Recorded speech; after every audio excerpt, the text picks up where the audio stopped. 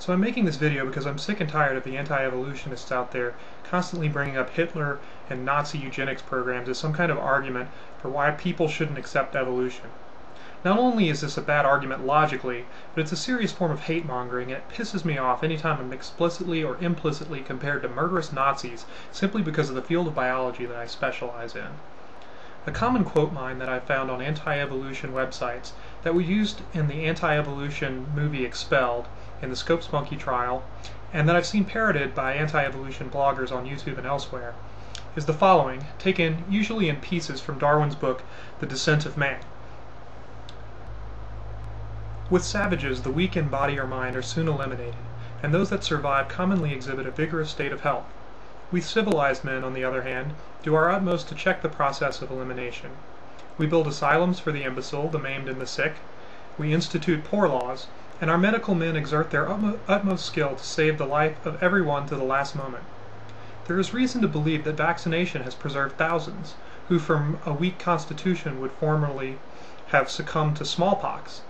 Thus, the weak members of civilized societies propagate their kind.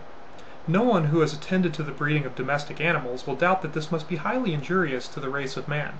It is surprising how soon a want of care or care wrongly directed leads to the degeneration of a domestic race, but excepting in the case of man himself, hardly anyone is so ignorant as to allow his worst animals to breed. Now, the anti-evolutionists may quote what I just read in whole or in part, but what they never do is quote any of the following from the very next paragraph. The aid which we feel impelled to give the helpless is mainly an incidental result of the instinct of sympathy, which was originally acquired as part of the social instincts, but subsequently rendered, in the manner previously indicated, more tender and more widely diffused. Nor could we check our sympathy, even at the urging of hard reason, without deterioration in the noblest part of our nature. The surgeon may harden himself whilst performing an operation, for he knows that he is acting for the good of his patient, but if we were intentionally to neglect the weak and the helpless, it could only be for a contingent benefit with an overwhelming present evil.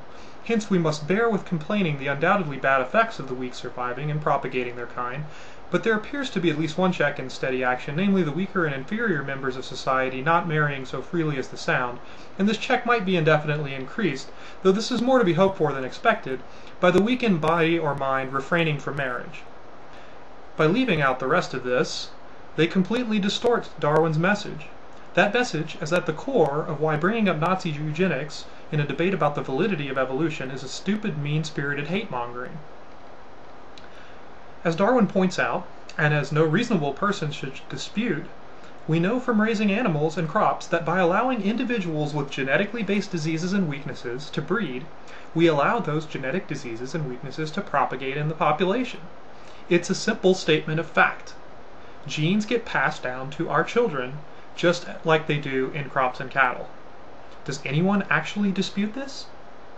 People get in an uproar over this kind of talk because of Nazi eugenic programs, but no one even attempts to refute the truth of the concept that genes are passed down from parents to children. This is very basic population genetics. The issue is then, knowing that genetic weaknesses can be inherited by our children, what do we do about it? Darwin may not be as politically correct in the way he talks about this stuff as we would be today. I mean, we can forgive the guy, he was writing in the 1800s. For someone of his time, he was actually very progressive in regards to civil rights. But he strongly advocates, and I agree, that we continue to help people with genetic problems and that we allow them to breed with whomever they want to breed with, as long as they're both consenting adults. I mean, look at me.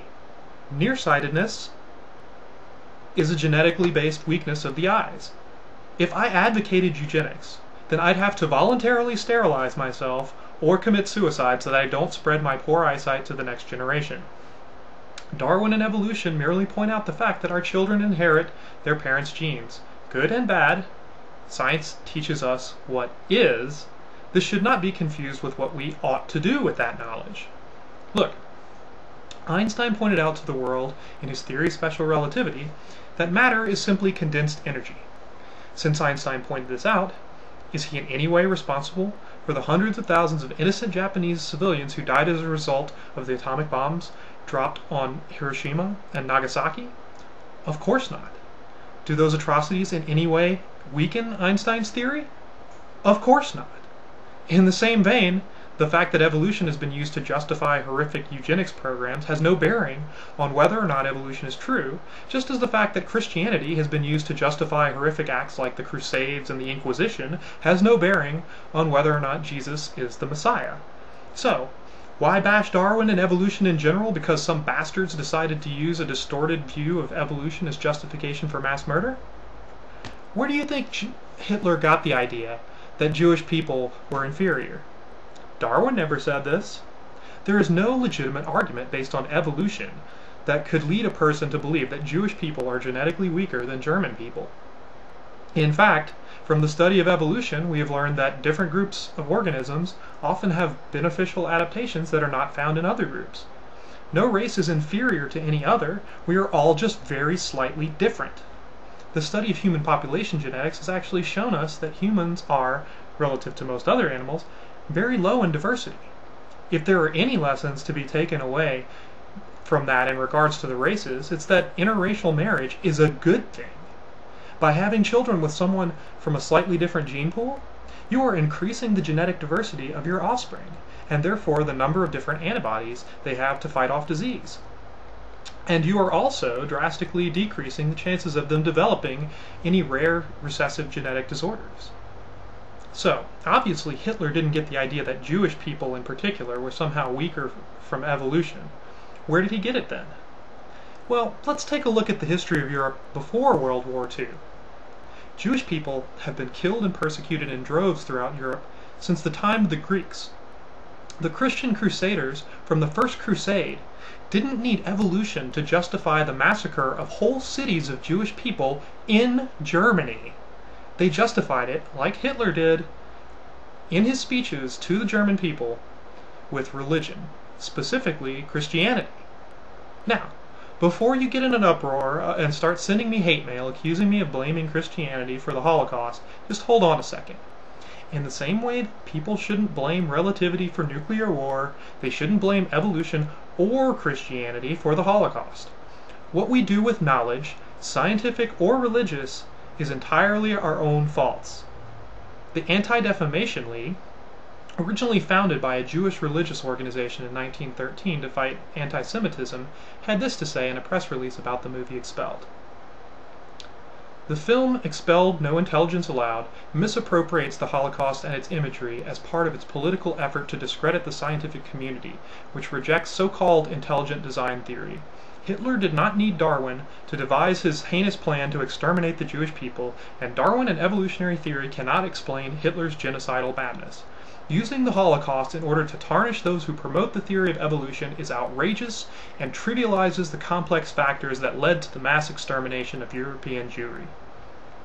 So, YouTubers, if anyone is an authority on when Nazi references are appropriate, I think it's the Anti-Defamation League.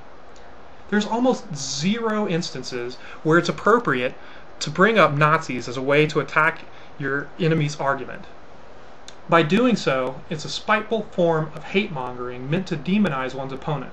There are very few things that piss me off more than being compared to Nazis or having it suggested that my field of research, my passion, and life's work automatically lead to Nazi eugenics and the Holocaust.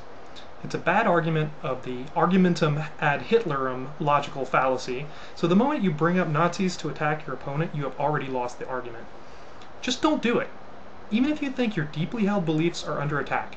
It's just stupid and hateful, and Jesus, and any decent human being, would never stoop so low. I'll assume that those of you watching who've used Nazi references in this way in the past simply didn't know any better. Now that you've seen this video, you've got no excuse to be a hate-mongering, ignorant bastard anymore. I'm sorry if my tone has been less than civil. I'm sick of being compared to Nazis. Peace. Seriously.